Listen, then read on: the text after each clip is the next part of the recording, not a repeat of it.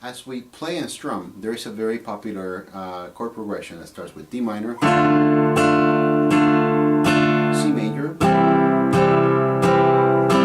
flat,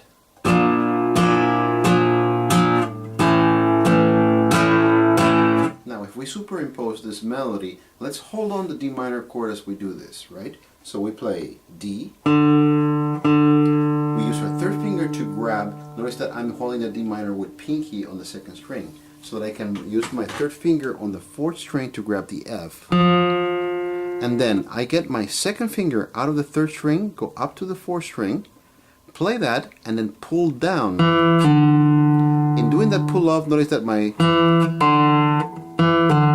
second finger lands right back in the chord that it needs to be. So, right? And so once I get used to doing that, I can actually play with my thumb and strum. Right? And then I get onto a C major chord. 3, 2, 1. So let's do it without strumming first. Then the fourth string. Now my pinky is going to sneak underneath my ring finger and grab the fourth string F and pull that from 4 to the 2 that I already have on the fourth string. Right? And then I get onto my B flat. Now this one, although it looks probably in the video fairly easy to do, is one of the hardest ones.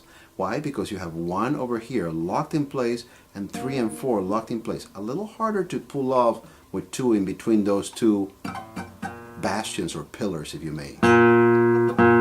Open D, 2, and then A major, right? So let's try to put all of that so far with chords and strumming. Bring 3, then 2,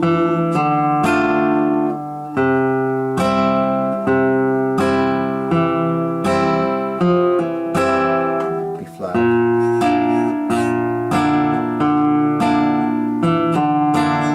and then I get onto an A major. Instead of grabbing 1, 2, and 3, trying to squish everything in, I let my index collapse over the fourth and third strings, and my second finger grabs the second string right there. That way I can have my first string ringing open through this. Then I grab the fourth string right there, the E, held by the index finger. My ring finger comes around, grabs that F, and pulls off. And the whole sequence looks like this.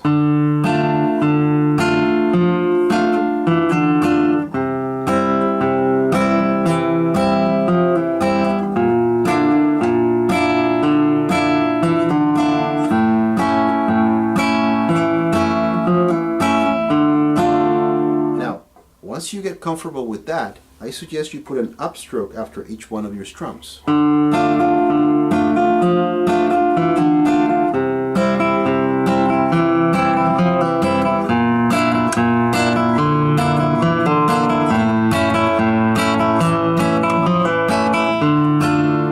Now, if you want to be very adventuresome, there's a great technique by which you can play everything with your thumb.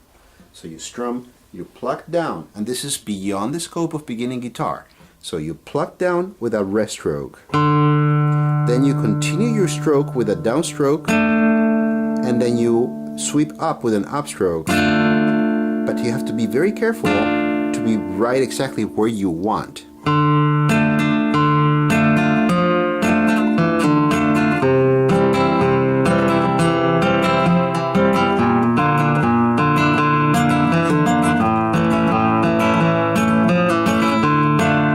Have to be very light. The technique is called alzapua, and it's a very popular flamenco technique. You can hear it a lot, very fast, and like other techniques, it's not as clean as the plucking techniques, but it does have a very pleasing effect.